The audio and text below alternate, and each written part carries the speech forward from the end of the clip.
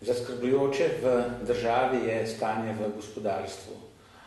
Dobički podjetij so v zadnjem letu, v zadnjih 2 letih bistveno padli, kar seveda pomeni, da imajo podjetja vedno manj denarja za investiranje, vedno manj denarja za razvoj.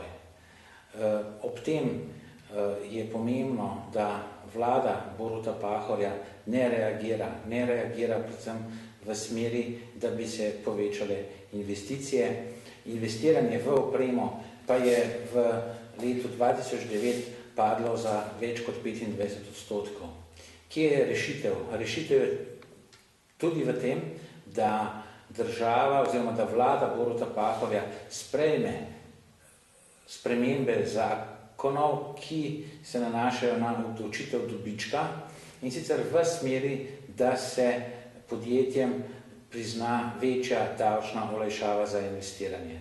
Strokovni svet Slovenske demokratske stranke je že predlagal večkrat 40% olajšavo za investicije, ki pa je ta vlada vehementno zavrnila, češ, da bi takšna rešitev prinesla prevelik primanjkljaj v javnih financah.